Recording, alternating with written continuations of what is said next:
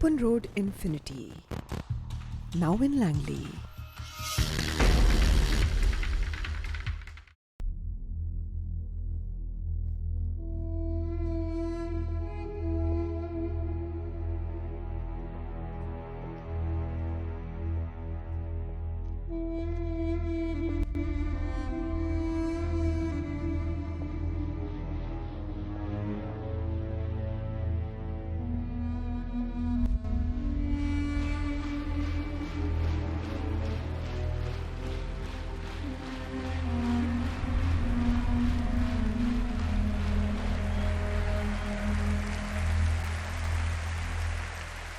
ਮੇਰਾ ਜਿਹੜਾ ਮੈਸੇਜ ਹੈਗਾ ਤੁਹਾਡੇ ਦੇਸੀ ਕਲੋਜ਼ ਲੁੱਕ ਕਿ ਅੱਜ ਕੱਲ੍ਹ ਯੂਥ ਜਿਹੜੀ ਹੈ ਬੜੀ ਖਰਾਬ ਹੋਣ ਡਈ ਹੈ, ਡਰੱਗਸ ਵਿੱਚ ਪੈਣ ਡੇ ਨੇ, ਮਾੜੇ ਕੰਮਾਂ 'ਚ ਪੈਣ ਡੇ ਨੇ।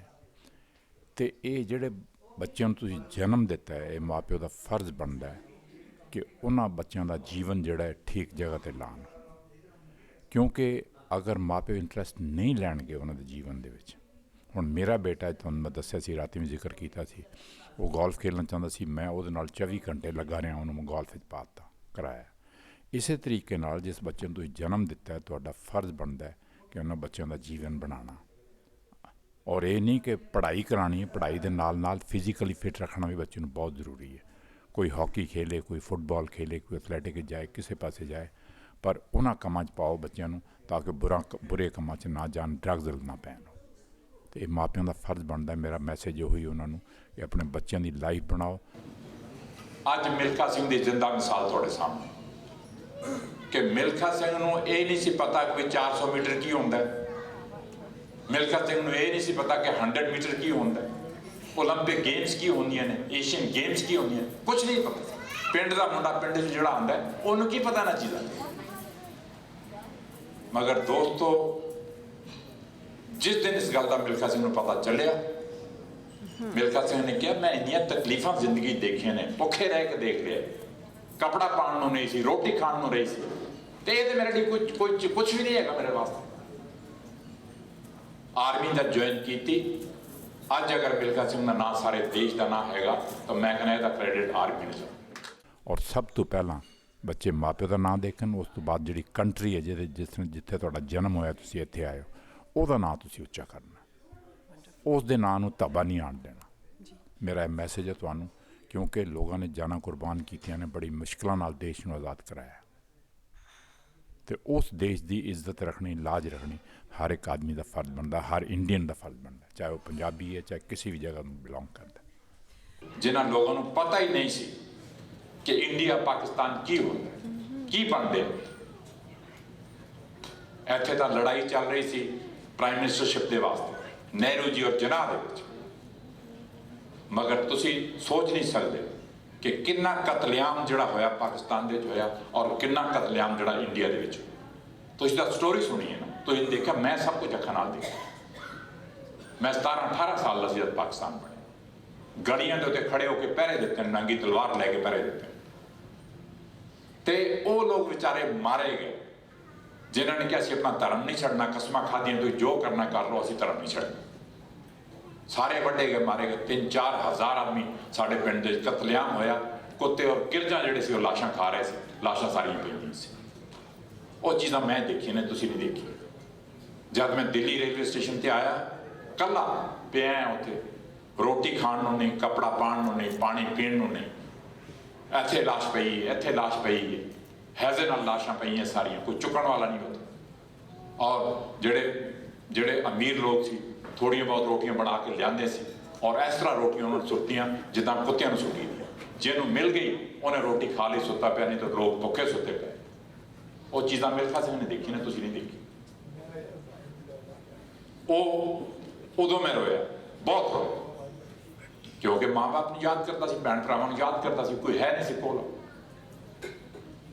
ਸਰ, ਸਾਡਾ ਬਿਲੀਫ ਆ, ਜਿਹੜਾ ਸਾਡਾ ਪ੍ਰੋਗਰਾਮ ਆ, ਉਹਦਾ ਇਹ ਬਿਲੀਫ ਹੈ ਕਿ ਆਪਾਂ ਫਿਊਚਰ ਨੂੰ ਯੂਥ ਵਾਸਤੇ ਨਹੀਂ ਬਣਾ ਸਕਦੇ, ਪਰ ਆਪਾਂ ਯੂਥ ਨੂੰ ਫਿਊਚਰ ਵਾਸਤੇ ਜ਼ਰੂਰ ਬਣਾ ਸਕਦੇ ਹਾਂ। ਇਹ ਬਿਲਕੁਲ ਸਹੀ ਗੱਲ ਹੈ ਤੇਰੀ। ਐਂਡ ਇਸ ਚੀਜ਼ ਨੂੰ, ਯੂਥ ਨੂੰ ਫਿਊਚਰ ਵਾਸਤੇ ਬਣਾਉਣ ਵਾਸਤੇ, ਜਿੱਥੇ ਸਰਕਮਸਟੈਂਸਸ ਉਹਦੀ, ਕਿਉਂਕਿ nature and nurture both affect the child, ਇਹਦੇ ਵਿੱਚ ਸਰਕਮਸਟੈਂਸਸ ਦਾ ਬਹੁਤ ਵੱਡਾ ਹੱਥ ਹੁੰਦਾ ਆ। ਡੂ ਯੂ ਥਿੰਕ ਕਿ government also plays part in this? ਨਹੀਂ ਬੱਚੇ, ਗਵਰਨਮੈਂਟ ਕੀ ਕਰ ਸਕਦੀ ਹੈ ਇਹ ਵਿੱਚ?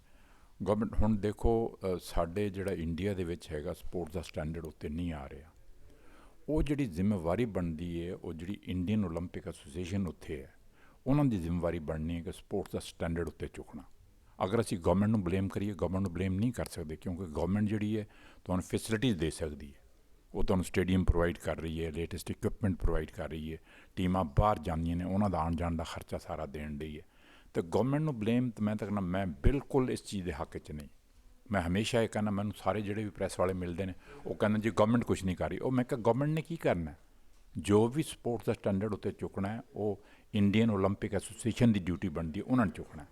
ਕਈ ਵਾਰੀ ਰੋਇਆ ਜਦ ਰੋਮ ਓਲੰਪਿਕ ਦੇ ਰੇਸ ਮੇਰੇ ਹੱਥੋਂ ਨਿਕਲ ਗਈ, ਉਦੋਂ ਬਹੁਤ ਰੋਇਆ। ਜਦ ਰੋਮ ਓਲੰਪਿਕ ਦੇ ਵਿੱਚ ਮੈਂ ਜਾ ਰਿਹਾ ਸੀ, ਉਸ ਤੋਂ ਪਹਿਲਾਂ ਦੁਨੀਆ ਦੇ ਵਿੱਚ 80 ਰੇਸਿਸ ਮੈਂ ਦੌੜੀਆਂ ਔਰ 77 ਜਿੱਤੀਆਂ। ਔਰ ਸਾਰੀ ਦੁਨੀਆ ਇਹ ਕਹਿੰਦੀ ਸੀ ਕਿ ਅਗਰ 400 ਮੀਟਰ ਰੋਮ ਓਲੰਪਿਕ ਦੇ ਵਿੱਚ ਕੋਈ ਜਿੱਤੇਗਾ ਤਾਂ ਮਿਲਖਾ ਸਿੰਘ ਇੰਡੀਆ ਦਾ ਜਿੱਤੇਗਾ, ਹੋਰ ਕੋਈ ਨਹੀਂ ਜਿੱਤ ਸਕਦਾ। ਉਹ ਰਾਤ ਜਿਹੜੀ ਹੈ ਉਹ ਨਹੀਂ ਭੁੱਲ ਸਕਦੀ, ਕਿਉਂਕਿ 15 ਸਾਲ ਦੀ ਮਿਹਨਤ ਦੇ ਮਗਰੋਂ ਉਹ 골ਡ ਮੈਡਲ ਮੇਰੇ ਹੱਥੋਂ ਨਿਕਲ ਗਿਆ। ਕਿੱਦਾਂ ਗਲਤੀ ਹੋ ਗਈ ਰੇਸ ਦੀ, ਥੋੜਾ ਤੁਹਾਨੂੰ ਦੱਸ ਦੇਣਾ ਕਿ ਜਿਸਲੇ 400 ਮੀਟਰ ਦੇ ਵਿੱਚ ਉਦੋਂ ਮੇਰੇ ਜ਼ਮਾਨੇ ਦੇ 6 ਆਦਮੀ ਦੌੜਦੇ ਸੀ ਔਰ ਮੇਰੀ ਜਿਹੜੀ ਲੇਨ ਸੀ ਉਹ 5ਵੀਂ ਲੇਨ ਸੀ, ਉੱਪਰ ਦੀ ਲੇਨ ਸੀ। ਜਿਹੜੇ ਮੇਰੇ ਥੱਲੇ ਮੁੰਡੇ ਸੀ ਉਹਨਾਂ ਨੂੰ ਦੇਖ ਸਕਦੇ ਸੀ ਮਿਲਖਾ ਸਿੰਘ ਕਿਸ ਤਰ੍ਹਾਂ ਦੌੜ ਰਹੇ, ਮੈਂ ਉਹਨਾਂ ਨੂੰ ਦੇਖ ਸਕਦਾ ਸੀ। ਹੋਇਆ ਇਹ ਕਿ 250 ਮੀਟਰ ਤੱਕ ਮੈਂ ਰੇਸ ਲੀਡ ਕੀਤੀ ਸਪੀਡ ਦੇ ਵਿੱਚ, ਔਰ ਜਿਸਲੇ 250 ਮੀਟਰ ਤੇ ਪਹੁੰਚਿਆ ਦਿਮਾਗ ਦੇ 'ਚ ਗੱਲ ਆਈ ਕਿ ਮਿਲਖਾ ਤੂੰ ਇੰਨਾ ਤੇਜ਼ ਦੌੜ ਰਿਹਾ, ਹੋ ਸਕਦਾ ਤੂੰ ਰੇਸ ਖਤਮ ਨਾ ਕਰ। ਹੁਣ ਦੋ ਕਾਰਾਂ ਜਿਹੜੀਆਂ ਸਪੀਡ ਦੇ ਜਾ ਰਹੀਆਂ ਨੇ, ਇੱਕ ਕਾਰ ਨੂੰ ਤੁਸੀਂ ਮਾੜੀ ਜਿਹੀ ਬ੍ਰੇਕ ਲਾ ਦਿਓ, ਦੂਜੀ ਕਾਰ ਅੱਗੇ ਨਿਕਲ ਜਾਏ। ਤੁਹਾਨੂੰ ਮੈਂ ਮਿਸਾਲ ਦੇਣ ਦੀ, ਤੇ ਉਹ ਜਿਹੜਾ ਮੈਂ ਰਿਦਮ ਡ੍ਰੌਪ ਕੀਤਾ, ਜਿਹੜੀ ਸਪੀਡ ਦੇ ਵਿੱਚ ਮੈਂ ਜਾ ਰਿਹਾ ਸੀ ਉਹਨੂੰ ਕੰਟਰੋਲ ਕੀਤਾ, ਔਰ ਉੱਥੇ ਹੀ ਹਿੰਦੁਸਤਾਨ ਦੀ ਕਿਸਮਤ ਦਾ ਸਿਤਾਰਾ ਜਿਹੜਾ ਡੁੱਬ ਗਿਆ। ਮੁੜ ਕੇ ਮੈਂ ਉਹਨਾਂ ਮੁੰਡਿਆਂ ਨੂੰ ਫੜ ਨਹੀਂ ਸਕਿਆ, ਕਿਉਂਕਿ ਉਹ ਮੈਨੂੰ ਫਾਲੋ ਕਰ ਰਹੇ ਸੀ, ਉਸੇ ਸਪੀਡ ਦੇ ਵਿੱਚ ਆ ਰਹੇ ਸੀ। ਉਹ ਰਾਤ ਮੈਨੂੰ ਕਦੀ ਨਹੀਂ ਭੁੱਲ ਸਕਦੀ, ਉਦੋਂ ਮੈਂ ਬਹੁਤ ਰੋਇਆ। ਤੀਜੀ ਵਾਰੀ ਰੋਇਆ ਜਦ ਮੈਂ ਫਿਲਮ ਦੇਖੀ। ਦੇਖੋ, ਵੀਕਨੈਸ ਹਰ ਇਨਸਾਨ ਦੀ ਹੁੰਦੀ ਹੈ।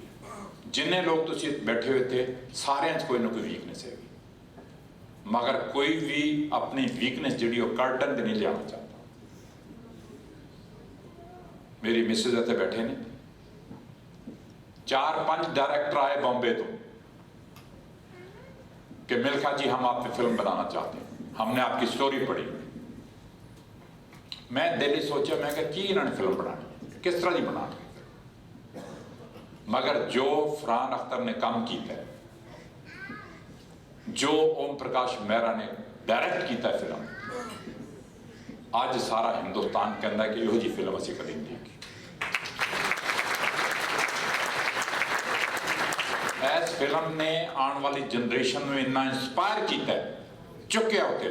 अज मैं बॉम्बे जावां, कलकत्ता जावां, मद्रास जावां, किते भी जावां, लोग दौड़न लगे हो। एटलीस्ट जागृति आ गई है कि असीं भी बन सकते हैं मिल्खा सिंह। उदों मैं बहुत रोया। हुण 2 वारी ਜਿਹੜੇ ਖੁਸ਼ੀ ਦੇ ਆਂਸੂ ਨੇ ਉਹ ਵੀ ਤੁਹਾਨੂੰ ਦੱਸ ਦੇਣਾ। ਉਹਨਾਂ ਨੂੰ ਮੀਟਿੰਗ ਕਾਲ ਕਰਨੀ ਚਾਹੀਦੀ ਹੈ। ਹਾਕੀ ਫੈਡਰੇਸ਼ਨ ਹੈ, ਫੁੱਟਬਾਲ ਫੈਡਰੇਸ਼ਨ ਹੈ, ਐਥਲੈਟਿਕ ਫੈਡਰੇਸ਼ਨ ਹੈ, ਸਾਰਿਆਂ ਨੂੰ ਇਕੱਠਿਆਂ ਕਰਕੇ ਮੀਟਿੰਗ ਕਾਲ ਕਰਕੇ ਔਰ ਉਹਨਾਂ ਦੀ ਪਲੈਨਿੰਗ ਹੋਣੀ ਚਾਹੀਦੀ। ਇਹ ਨਹੀਂ ਕਿ ਵੀ ਇੱਕ ਦਿਨ ਹੀ ਤੁਸੀਂ ਸਪੋਰਟਸਮੈਨ ਪੈਦਾ ਕਰ ਦਿਓ। ਇੱਕ ਸਪੋਰਟਸਮੈਨ ਜਿਹੜਾ ਕਿ ਤੁਸੀਂ ਇੰਟਰਨੈਸ਼ਨਲ ਲੈਵਲ 'ਤੇ ਪਹੁੰਚਾਉਣਾ ਹੈ ਜਾਂ ਓਲੰਪਿਕ ਲੈਵਲ 'ਤੇ ਪਹੁੰਚਾਉਣਾ ਹੈ, ਘੱਟੋ ਘੱਟ ਵੀ 7-8 ਸਾਲ ਦੀ ਟ੍ਰੇਨਿੰਗ ਚਾਹੀਦੀ ਹੈ, ਤਾਂ ਜਾ ਕੇ ਆਦਮੀ ਬਣਦਾ ਜੀ। ਅਤੇ ਇਸ ਕਰਕੇ ਮੈਂ ਗੌਰਮੈਂਟ ਨੂੰ ਬਲੇਮ ਨਹੀਂ ਕਰਦਾ। ਮੈਂ ਕਹਿੰਦਾ ਕਿ ਜਿਹੜੀਆਂ ਐਸੋਸੀਏਸ਼ਨ ਬਣੀਆਂ ਨੇ ਉਹਨਾਂ ਦਾ ਫਰਜ਼ ਬਣਦਾ, ਔਰ ਜਿਹੜੇ ਮਾਪਿਓ ਨੇ ਬੱਚਿਆਂ ਦਾ, ਉਹਨਾਂ ਦਾ ਫਰਜ਼ ਬਣਦਾ ਕਿ ਬੱਚਿਆਂ ਨੂੰ ਅੱਗੇ ਵਧਾ। ਮੇਰੀਆਂ ਬੈਸਟ ਵਿਸ਼ੇਸ ਸਾਰਿਆਂ ਦੇ ਨਾਲ ਨੇ। ਮੈਂ ਆਇਆ, ਉਹਨਾਂ ਨੂੰ ਮਿਲਖਾ ਸਿੰਘ ਦੇ ਆਉਣ ਦਾ ਇੱਥੇ ਪੂਰਾ ਫਾਇਦਾ ਉਠਾਉਣਾ ਚਾਹੀਦਾ। Thank you very much. Thank you for